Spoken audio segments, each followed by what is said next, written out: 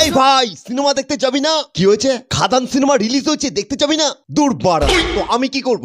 কিশোরী কিশোরী কিশোরী। এই ভাই কিশোরী কিশোরী, পাগল টাগল হয়ে গেলি নাকি? কি হলো তো? হ্যাঁ ভাই, আমি পাগল হয়ে গেছি। তুই পুজো দিতে যাচ্ছিস?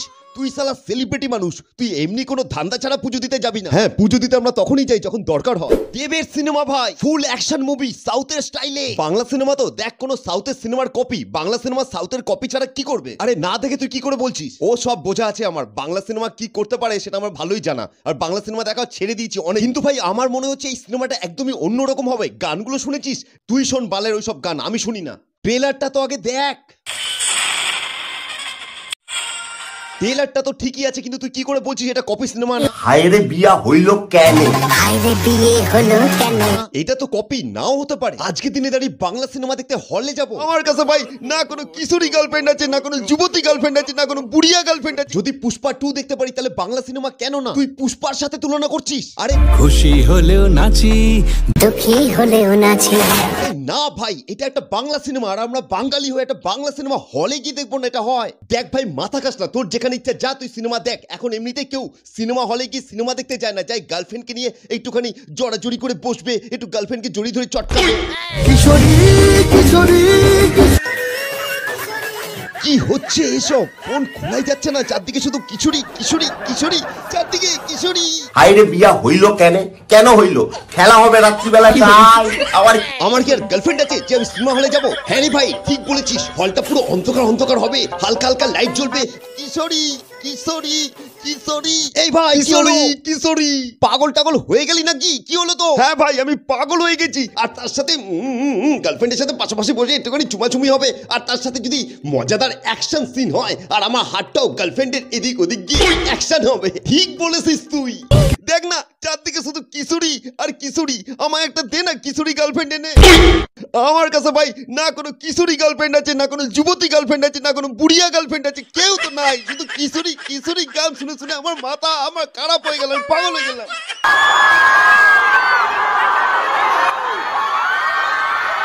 আরে বাস, কিরে ভাই আজকে এরকম পাঞ্জাবি টাঞ্জাবি পরে সেজে গুজে কোথায়? এই তো ভাই আজকে একটুখানি যাবো নৈহাটিতে, বুঝতে পারলি?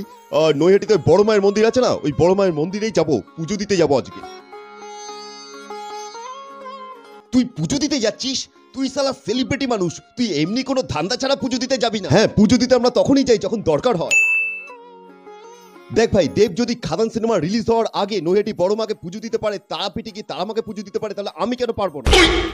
খুশি হলেও নাচি, দুঃখী হলেও নাচি, খুশি হলেও নাচি।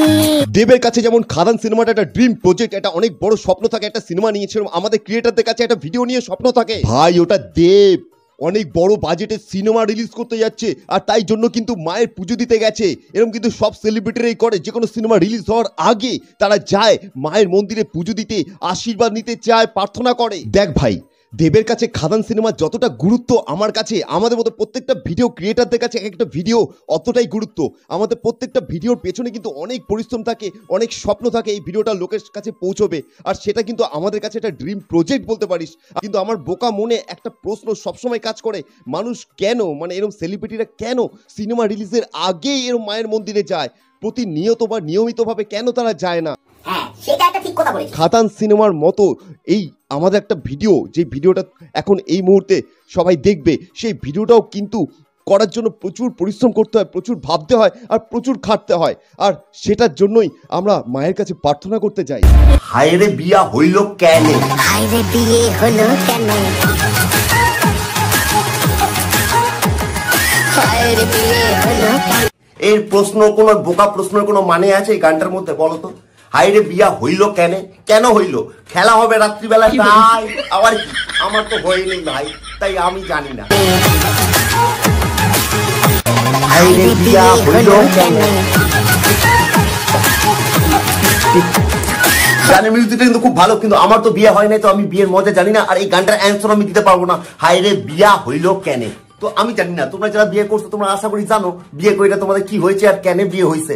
আমি তো জানি না, আমি কোল বালিশ নিয়ে সময় কাটাই। আর তোমরা সিনেমাটা যদি দেখো, সিনেমাটা যা বুঝতে পারলাম গান ফান শুনে, সিনেমাটা মোটামুটি মানুষের ভালোই লাগবে। আর তোমরাও গিয়ে সিনেমাটা দেখে নিতে পারো, আর দেখে নিয়ে আমাকে কমেন্ট করে জানিও কেমন লাগলো। তোমরা যদি আমারে বলো হ্যাঁ সিনেমাটা ভালো হয়েছে, তাহলে আমিও যাবো গিয়ে সিনেমাটা দেখবো, আর না হলে আমি কোল বালিশ নিয়ে এই গানটা শুনে ঘুমাবো।